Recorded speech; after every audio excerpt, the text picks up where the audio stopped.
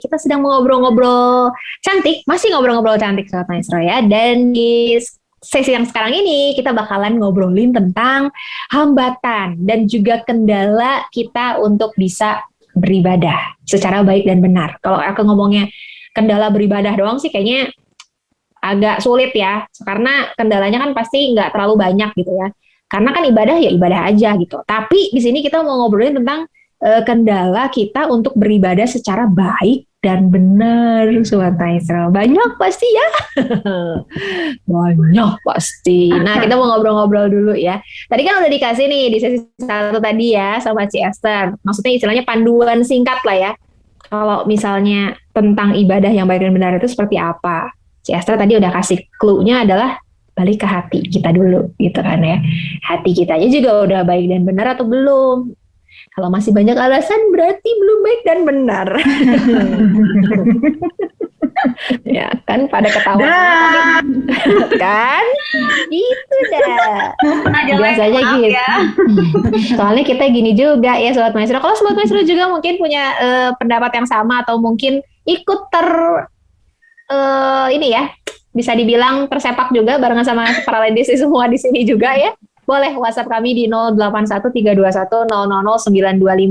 Ini katanya di sesi sekarang ini Ci Esther mau dengerin kita curhat ladies. Nah, kendalanya apa sih kalian gitu? Masih baik Ci Esther ya nanyanya kendalanya apa. Nanti kalau udah 1, 2 cerita, 3, 4 gitu kan cerita semua. Ya udah terserah kalian aja. Ya udah mulai Kak gitu. Itu kendalanya apa sih Kak? Kendalanya kayak lagi ini ya konsul ke dokter online gitu loh. Kalau Elga gini, yang tadi Elga sempat obrolin nih Ci Esther di awal-awal. Jadi kalau online ini kan jadi bisa kapan aja gitu kan ya. Nah Elga lebih ke apa ya, bisa dibilang lebih fokus tuh kalau malam. Jadi waktu semuanya, bukan jadi semuanya udah tidur ya, jadi kayak apa namanya lebih tenang gitu kan suasananya. Terus nggak berisik gitu kan ya di suasana di rumah tuh jadinya. Jadi aku tuh benar-benar bisa fokus, nggak ngapa-ngapain kecuali ibadah gitu, kecuali ibadah online gitu. Nah kendalanya adalah kalau pagi-pagi itu kan Elke pasti ikutan anak-anak kan pasti anak-anak ada berapa anak anak Elke kan ini ikutan Sunday School dia kan juga online juga. Kebetulan waktunya hampir berdekatan sama ibadah umum. Nah ini kalau misalnya anak-anak udah Sunday School dan juga online juga, istilahnya kalau Sunday School dulu pas onsite aja gitu, pas offline aja itu kan kita harus ikut juga gitu ya sebenarnya ya, karena dia masih 5 tahun nih kalau anak Elka sekarang di Ci Esther. Jadi harus ikut juga, harus istilahnya membimbing lah gitu, apalagi pas online gitu kan. Kalau pas onsite sih dia masih ngelihat gurunya gitu kan ya, guru pembimbingnya. Tapi kan begitu online dia lihatnya layar juga gitu kan. Istilahnya kayak ya bedanya gitu kan, ini bener-bener online ibadah atau YouTube rekaman gitu kan, nggak, jadi dia blur gitu, dia masih ini dan masih ajut-ajutan kemana-mana gitu. Jadi aku harus tetap bimbing juga gitu. Nah di saat seperti itu juga jadi aku mikir ya udah deh ibadah malam aja supaya fokus gitu, Elke dan suami bisa fokus gitu ibadah online. Nah sementara beberapa orang yang lihat gitu kan jadi kayak langsung ya telunjuknya langsung nanti kamu mau nomor berapa kan Tuhan, kenapa nggak dari pagi-pagi aja ya, kebetulan bisa di play-nya jam segitu, gimana dong? Oke. Jadi bingung gitu Ci Esther kalau Elke. Ya itu tadi kan kendalanya Elke ya, karena memang paginya itu harus mendampingi ya anak yang juga sekolah minggu ya, seperti itu. Itu nggak salah sebenarnya. Kan saya dari tadi juga udah bilang balik ke hati kita gitu. Betul. Nah sekarang yang Elke rasakan gimana? Waktu Elke misalnya ya ibadah malam itu, apa yang Elke rasakan? Apakah bisa fokus? Atau misalnya, waduh lebih banyak capeknya nih, jadi nggak fokus, tetap nggak fokus gitu. Seperti apa kira-kira? Kalau Elke sih lebih enak malam, karena kalau dipaksain pagi sebetulnya bisa Ci Esther. Jadi kayak semuanya diberesin dulu, makan segala macam kita sediain dulu semua tuh ya, terus tiba-tiba kita nanti tinggal nunggu dia Sunday School kan, Terus sebelum dia Sunday school, aku cepetan dulu online dulu, bisa sebenarnya Ci Esther. Tapi itu terbagi gitu, karena kita ibadah pagi-pagi kan, anak sebelah makan nih Ci Esther. Nah, itu tadi tuh pengen makan juga gitu kan. Iya, pengen makan juga. Nggak, misalnya aku udah diberesin nih, breakfastnya udah duluan gitu kan, tapi anak sebelah kan nggak bisa bareng-bareng kita gitu kan, pagi-pagi breakfast, ayo kamu bangun tidur, langsung disodorin nasi, kalau nggak ini kan nggak bisa gitu kan. Jadi aku terbagi gitu, ya ibadah iya, terus anak sarapan juga nih, aduh gimana gitu. Makanya aku pilih udah waktunya, kalau aku sih pribadi lebih enak malam kalau aku, karena udah beres aku bisa fokus. Cuma ya itu sih, jadi penunjuknya itu loh. Ya memang kan orang banyaknya seperti itu karena tidak mengerti tentang keadaan kita ya di dalam rumah tangga kita masing-masing kan. Kalau kita lihat kasusnya seperti yang Elke alami, sebenarnya nggak masalah. Kalau memang Elke bisa menikmati di malam hari bahkan bisa fokus, ya itu lebih baik daripada sekarang kita paksakan seolah-olah kita ibadah tapi hati kita tuh bercabang kemana-mana, pikiran kita bercabang gitu kan. Itu malah lebih jadi ibadah itu cuma sebagai sekedar rutinitas atau formalitas doang gitu. Kan tujuannya ibadah kita ingin menikmati kan. Bagaimana betul. Kita punya hubungan kita dengan Tuhan, menikmati hadirat Tuhan di tengah-tengah ibadah, di tengah-tengah kita dengar firman, seperti itu. Nah kan tadi alasannya dengan anak yang harus didampingi juga kan. Memang betul anak sekolah minggu itu waktu ibadah onsite dengan ibadah online agak berbeda. Betul, apalagi yang masih kecil kan, mereka itu kan perlu didampingi, perlu diarahkan karena mudah terpecah konsentrasi mereka. Makanya kita perlu dampingi mereka, itu nggak salah sebenarnya. Boleh-boleh saja. Toh kan kita tetap punya waktu, punya sikap hati yang benar di dalam ibadah kita, mau malam mau pagi juga. Yang penting itu bisa dipertanggungjawabkan alasannya kita itu, bukan cuma sekedar alasan. Atau misalnya, saya lebih enak kalau pagi, kalau malam misalnya ibadah malam, karena pagi-pagi kan saya pengen olahraga dulu, pengen jalan-jalan dulu, lebih ke arah menyenangkan diri dulu gitu. Nah itu perlu diperhatikan, perlu dipertimbangkan. Gitu. Tapi kalau alasannya yang tadi, karena harus dampingi anak dan yang lain sebagainya seperti itu, ya kita bisa lihat lah. Tiap rumah tangga pasti agak berbeda, permasalahannya pasti beda. Gitu. Oke, dari Elke itu. Selanjutnya, ayo. Cuma saya aja ditanyanya. Yang mau konsul siapa lagi nih? Cipang dulu atau cewek dulu nih? Cewek aja, cewek. Ya, Kitin. Soalnya aku sebenarnya prinsipnya sama sih, kayaknya sama si Elke sih. Saya tuh kayak kalau ibadah atau lagi ketemu Tuhan Yesus lah gitu ya, atau misalkan baca Alkitab gitu ya, gue butuh orang-orang di sekitar gue juga sopan dan appreciate my moment atau that moment gitu. Jadi pada saat misalkan ibadah nih, YouTube udah nyalain, terus udah gitu anak gue sambil seliweran kayak dengerin khotbahnya atau sambil dia orang pegang handphone, itu tuh malah di hati tuh jadi marah, kan? Jadi marah gitu maksudnya.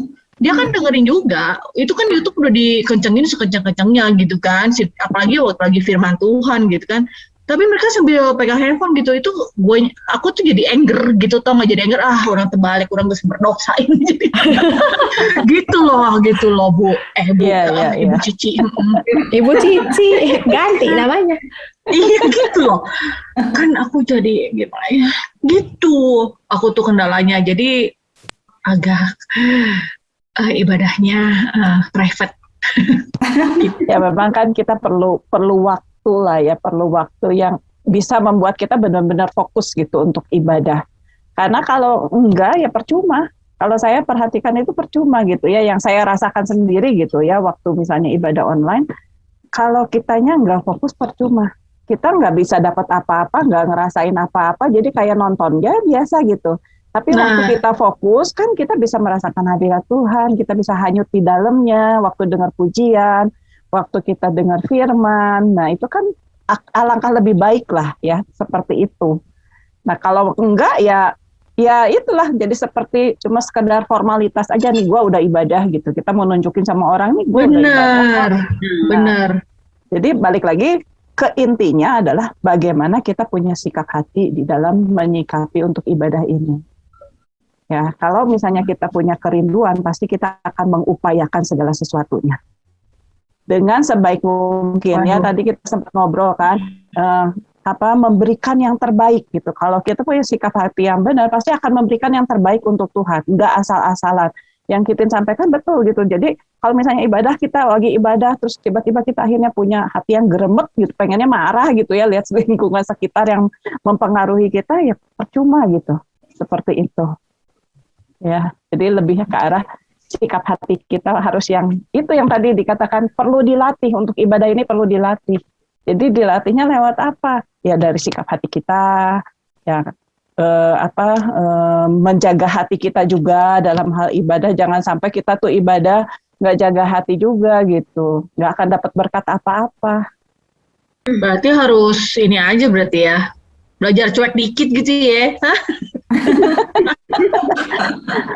Tapi kan tiap orang beda-beda. Ada yang bisa cuek, ada yang enggak gitu kan. Ada yang misalnya mereka sekalipun di sekitarnya ramai, dia bisa kok ikut ibadah dengan fokus, bisa, ada yang seperti itu. Nah balik lagi, yang mengenal diri kita kan kita sendiri nih. Kesulitannya seperti apa kan kita sendiri yang tahu. Nah kita harus lihat gitu, kelemahannya kita tuh di mana.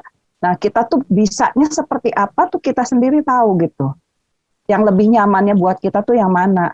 Jangan sampai kita memaksakan prinsip orang lain tuh dipaksakan kepada diri kita sendiri, padahal kita tuh nggak bisa gitu. Dan akhirnya itu membuat kita tidak nyaman. Stres sendiri ya, stres sendiri. Iya. Gimana, cewek? Ya, tapi kan kalau misalnya kayak kasus Kitin kan juga ya adalah saya alamin kan, misalnya kalau haleluya. Bukan yang liburan gitu kan. Cuman lebih ke istilahnya anak-anaknya nggak konsen gitu kan. Kadang-kadang saya masih pegang handphone gitu. Jadi suka kitanya kan lirik kiri, lirik kanan, lihat anak-anak gitu kan. Jadi polisi. Jadi polisi, betul itu ya. Kenapa bukannya dengerin khotbah gitu kan, malahan nanti lihat chatting atau apa gitu kan. Jadi kadang itu yang nge-distract kita, jadi kitanya nggak fokus ya Ci ya gitu. Betul.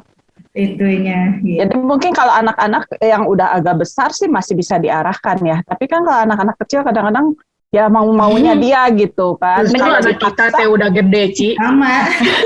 Kalau yang masih kecil gitu kan, kalau dipaksa juga malah jadi bete, ngadat gitu kan. Nah yang besar tuh perlu diberi pengertian. Kita harus kasih pengertian sama mereka. Bagaimana mereka belajar menghormati Tuhan. Kita harus kasih contoh-contoh gitu. Kita juga harus jadi teladan buat mereka dalam hal beribadah. Nah itulah saudara-saudara. Lebih susah sama anak remaja. Apalagi kalau yang sudah masuk ke usia pemuda-pemudi gitu ya, itu akan lebih susah lagi. Dulu juga saya sama kok dengan anak-anak yang masih remaja dulu ya, seperti itu. Susah gitu kalau misalnya ayo baca Alkitab, ayo berdoa gitu kan. Kalau di hayo-hayo seperti itu malah mereka kadang-kadang suka sengaja kan. Jadi sekarang jalan satu-satunya itu selain kita mendoakan mereka, kita kasih teladan sama mereka. Kasih contoh.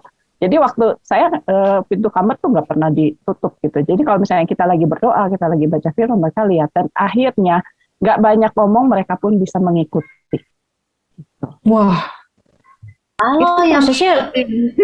Prosesnya berapa lama tuh, Ci? Bisa kelihatan ada hasilnya istilahnya gitu. Ada hasil. Sekarang ya kurang lebih itu pergumulan dari usia anak masih kecil dan baru terlihat buahnya itu setelah mereka masuk di dalam usia universitas. Kebayang kan? Usia apa Ci? SMA. Anak wah aku mulai dari sekarang deh kalau gitu. Makanya kan sebenarnya lebih baik dari 15 tahun kali ya kan, kita kasih teladan gitu kan. Seperti itu. Wah, oke. Cici mungkin ada tambahan lagi? Aku tergerak bertanya yang lain nih ya. Boleh ya, bentar ya di selang. Nah, jadi Ci kalau waktu lagi kita trying to konsentrasi gitu ya, terus udah gitu anak-anak nggak, kita kan memang menuntutnya mereka kan buat sama-sama paying attention gitu, tapi kan mereka kan ternyata tidak. Terus jadi kita lanjutin aja gitu. Kita lanjutin aja ini. Tenanglah jiwaku, tenanglah jiwaku. Itu aja kita gitu.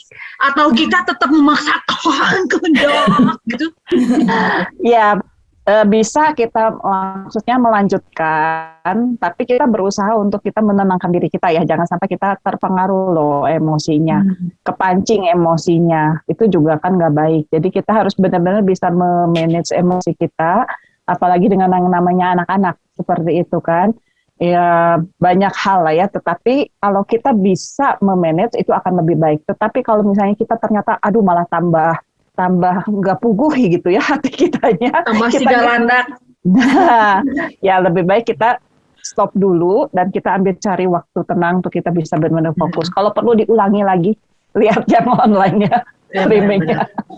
Daripada kan percuma, sekarang kita streaming, kita online gitu, ibadah online, tapi hati kita nggak puguh, ke distract sama orang-orang di sekitar, kita dapat apa?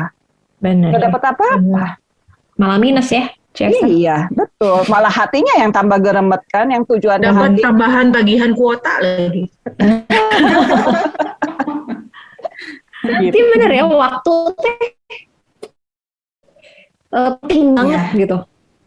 Kayaknya benar-benar harus pas gitu si waktu kalau ini buat tuh. kayak anak yang udah besar, susah ya nyesuaiin waktunya misalnya. Ya, benar. Misalnya bareng-bareng gitu kan. Nanti yang misalnya satu bilang, aduh ada misalnya tugas, aduh ada misalnya Zoom atau apa gitu kan. Jadi kadang-kadang kalau balik-balik lagi ya berdua lagi gitu kan. Tapi kan kadang-kadang ya pengen juga sih misalnya bareng-bareng gitu kan sama-sama. Tapi ya itu matchingin waktunya itu tuh yang kadang-kadang agak susah, kesulitan ya itu untuk beribadah bareng-bareng gitu. Mungkin bisa dibicarakan ya, dikomunikasikan dengan anak-anak kita. Sebab menghadapi anak-anak remaja itu berbeda sekali dengan yang namanya anak kecil yang masih nurut. Kalau kita tarik juga dia masih bisa duduk, ibaratnya seperti itu kan.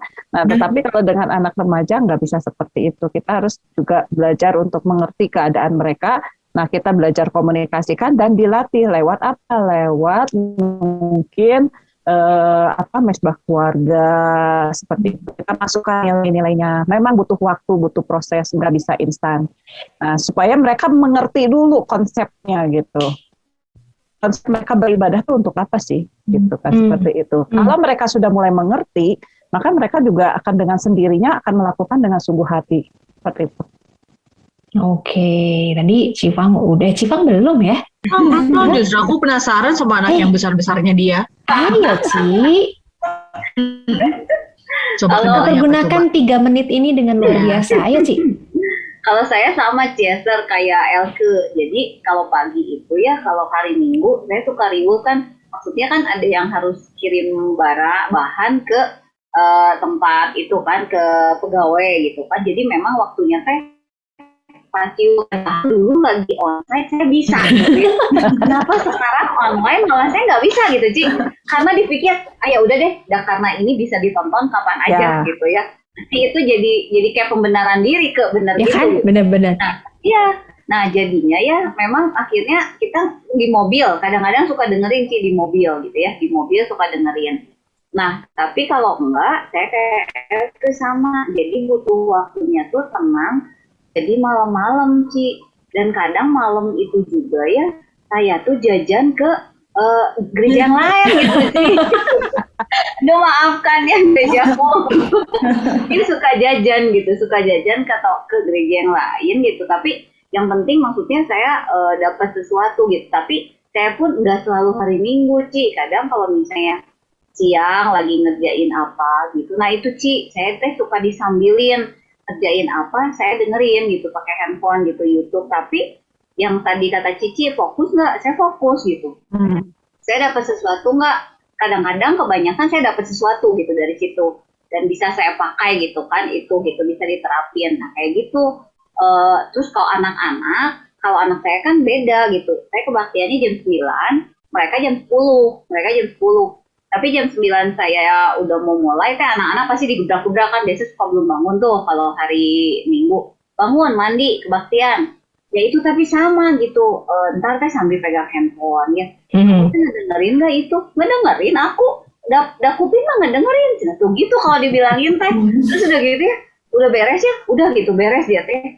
Hah? Kenapa udah beres? Kan belum pengakuan iman. Udah khotbahnya mah udah beres nih. Jadi buat mereka ya dari awal sampai khotbah beres udah Ci, terus dia tinggal nunggu QR code, dia masukin udah gitu udah Ci, buat dia mau beres. Padahal kan sampai akhir kan ada pengakuan iman lah ya, maksudnya ada doa berkat buat mereka. Udah beres gitu Ci. Susah saya ngasih taunya belum beres. Udah udah beres. Nah itu Cifang ya. Ini pasti menunggu jawaban dong Cifang dari Ci Esther ya. Tapi harus aku cut dulu. Kita bakalan dengerin jawaban dari Ci Esther. Mungkin teman-teman Sobat Maestro juga ada juga yang satu hati nih sama Cifang. Iya, aku juga kayak gitu. Pasti nungguin juga jawabannya kan? Nah, tungguin. Kita harus rehat dulu sebentar nih Sobat Maestro ya. Tapi tetap di Ladies Talk ya. Kita bakal balik lagi sebentar lagi.